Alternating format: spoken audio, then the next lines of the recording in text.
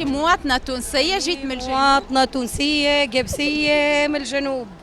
دونك باش نقول لكم بربي ارفقوا بينا، بربي الاحتكار، بربي الزيادة، يعلم بينا ربي قروض وصغار ما عادش صغار قبل، تبدلت العقلية متاعهم، يحبوا يلبسوا ويحبوا يتفرهدوا ويحبوا كل شيء، والبابا مسكين والأم راهم تعبوا نفسيا، تعبوا بربي فيما نشوفه في البطاطا ونشوفه في الكل.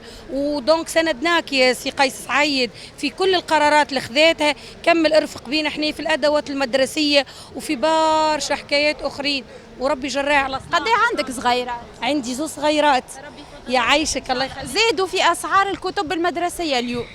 اي عليه بربي، فاني مثلا نقدر والحمد لله، غيري ما يقدرش، فهمتي؟ ولانا تو حتى اللي يقدر يحوم في شكون تحول من سنه لسنه باش ياخذ من صحابه الادوات المدرسيه، عليه بربي كراسه ب 6000 و7000 يطلبوا 3 و4 كرارس، معناها تولي بصراحه ياسر ياسر ياسر. ارفقوا بينا والله بالحق، راهو المواطن التونسي والجيب التونسي والشهر التونسي راهم تعبوا بالحق والله العظيم. أنا من ناحيتي أنا كانك باش تسمعنا يا سي قيس سعيد، شوف الاحتكار هذه، رانا كيما قال لحاجتي بطاطا نشري كيلو البطاطا ب 3000 ما يقلقنيش، اما عام كامل باش يقروا صغاري كل يوم طلبات، كل يوم ستيلو، كل يوم قلم، كل يوم كراسه، كل يوم كتاب، معناها مع ايتيد مع منا تولي بصراحه تعليم مجاني بالحق في تونس. اي شنو لا شنو نسخاله قلت جاني باش نقول لك الجنو علينا مجاني، انا ما لا اختي فما حتى شيء بلاش، باش نبدو واضحين، حتى شيء بلاش. حتى المدارس حتى المدارس كأولياء نعاونوا فيهم باش يبيضوهم ويدهنوهم. دونك وراتي نورمالمون باش يتصلح جيل تونس، امشي للمنظومه نتاع التعليم قبل كل شيء، ما تمشيليش امشي علم لي صغاري اني ويثقفوا في بيئه سمحه والكل تتصلح تونس.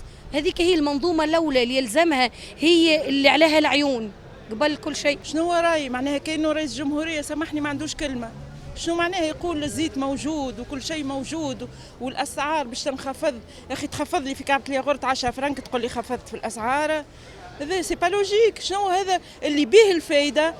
رخصلنا في الزيت، رخصلنا في اللحم، رخصلنا في الطماطم، رخصلنا شنو حكة الطماطم ب 4000 وكيفاش باش تلفت لصغارك انت فورنيتور سكولير هذيك واحد على واحد يتبلع في الديون وكريدي وجاب ربي المكتبات هكا في كيما نقولوا احنا في الاحياء هكا يبيعوا بالتقسيط، وتعرف العباد بعضها لا سيترو بصراحه اللي قري صغير تويكا انجاز عظيم بصراحه. كانت الاسعار غاليه اما مش كيما بالصفه هذه. شنو عبد باش تشري كراسه توا كاينك باش تشري كيلو لحم، نسينا كل شيء. اللي عنده صغار مسكين 3 و4 توا كيفاش باش يقريهم؟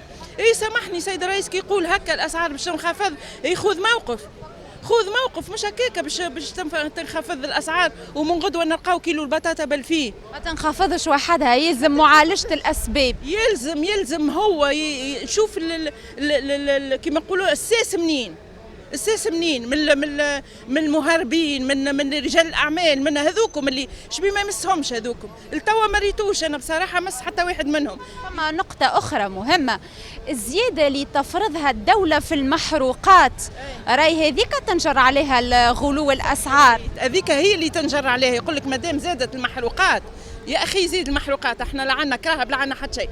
اي ابري علاش تزيد في المحروقات؟ علاش بصفه غريبه؟ شهريات هي قاعده، بالعكس شهريات زادت طاحت تويكا بالزيادات هذيا، زادت طاحت. معناها احنا في عجز وفي انفلاسيون بالرسمي، اللي كل شيء موجود والفلوس ما فماش. انا حسب ما قرينا في الايكونومي كل شيء موجود والفلوس ما فماش، ولا الفلوس فما وما عندنا حتى شيء. احنا العكس، احنا كل شيء موجود في تونس وفلوس ما فماش، تخزر الحاجه بعينيك. انا ما عنديشكم باش نقري ولادي كبروا تبارك الله وتخرجوا، اما اللي عنده صغار كيفاش باش يدخلهم المكتب؟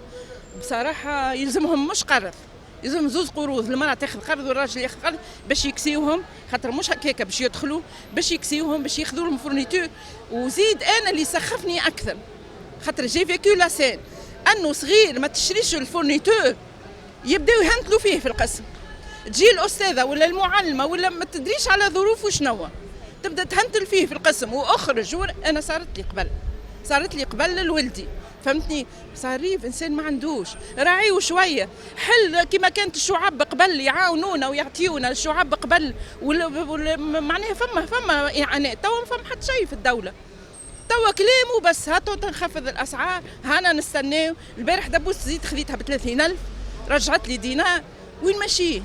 وين ماشيين؟ وين ماشيه الدوله؟ يا اخي صلح، نحبوا حاجه نلمسوها. ما كنتي قلت مهربين ولوبيات، نحبوا نشوفوك شد شكون؟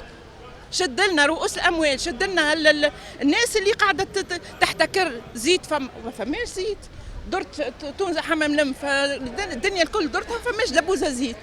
بصراحه مرينا حتى شيء، والدنيا قاعده تغلى، ومسكين المواطن وكهو مسكين، والله العظيم مسكين. خاطر فريمون مش نقول لك عفنا رواحنا، عفنا رواحنا. تمشي تقضي حاجه، تخزر الحاجه الاخرى بعينيك وتروح. معناها ما نعرفش، عجزنا وكهو، عجزنا والله بالرسمي، ونحبوه يصلح بالرسمي. احنا تو فرحانين بالانجازات نتاعو، اما ما ريناش حاجه. مرينا موقع رؤوس الاموال وندرى شنو وسبوا وعملوا وندرى شنو، ورينا بالملموس. نحبوا نشوفوا بالملموس اللي رئيس عمل حاجه، اللي هي ردع بالرسمي، ردع للرؤوس الاموال وردع للمحتكرين، اي سورتو المحتكرين. شنو زيد في الدبوات وفارينا في الدبوات وين باش تخليوها؟ سوست تهلكت باش تخسر كل شيء. خرج، خلي الناس تاكل، خرج بيع باسعار ما قلنا لكش اعطينا بلاش. احنا خرج، اعمل اسعار، حدد الاسعار. انت كرئيس دوله وخليت النفوذ في يدك، كل شيء حتى من وزاره العدل في يدك تويك. يا اخي اضرب على الايادي وكهو، اضرب بقوه زاده، مش هاو باش نعملوا هاو ندرى شنو، هاو بدلنا، بدل الوزراء كما تحب اعمل تحب عليه. يا اخي انت تحط لي وزير اليوم مازال ما شدش روحه، مازال ما عرفش الخدمه شنو، بعد شهرين تنحيها وما فهم شيء من الخدمه، واللي يجي بعده والدوله قاعده ماشيه في النهيان. نحكيو على زيادات في حاجات اساسيه ما ينجمش يدخل عليه المواطن صغير باش يرجع يقرا. ما تنجمش تقول له ما ناخذلكش الكتب فورنيتور فيه وعليه، لكن الكتب لازمين. اليوم المركز الوطني البيداغوجي يعلن عن زياده ب 8% في سعر الكتاب المدرسي. شنو رايك؟ رأيي هو في مقام أول أنه رئيس الدولة في بلاصة ما يجمد البرلمان يجمد الأسعار ويمكن الصغيرات من حق التعليم، لأنه تجميد البرلمان شنو الواقع متاعه على عامة الناس؟ فما راحة ذهنية، لكن الأسعار مشتة. والحق الأساسي اللي من المفروض أنه يمتع به كل التلامذة والصغيرات هو حق التعليم، وحق التعليم مرتبط بالأسعار متاع الكتب والأسعار متاع المواد المدرسية.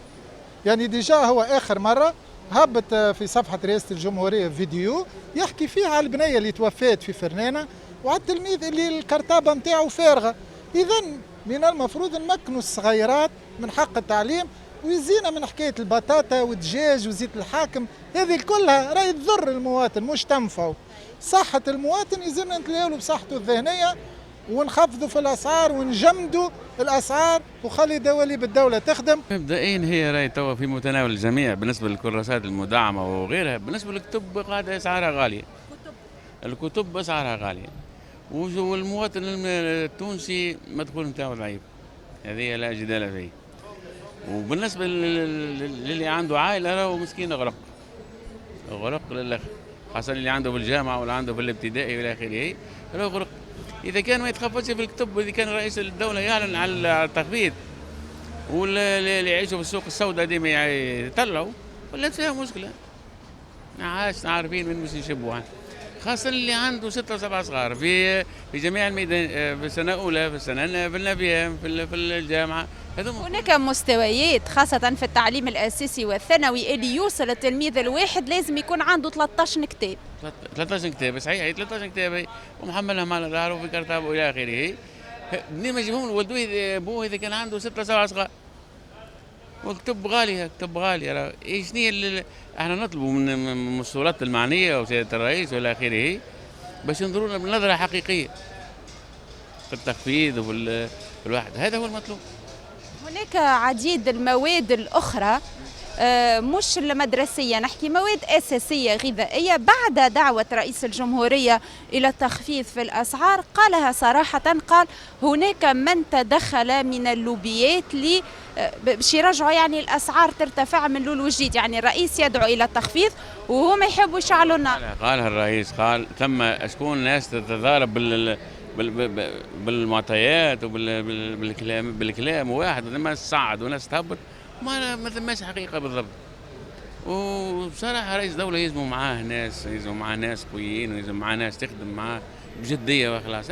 الحقيقه الوحيده انه المواطن هو الضحيه في النهايه. المواطن هو الضحيه، وربي يقدر الخير.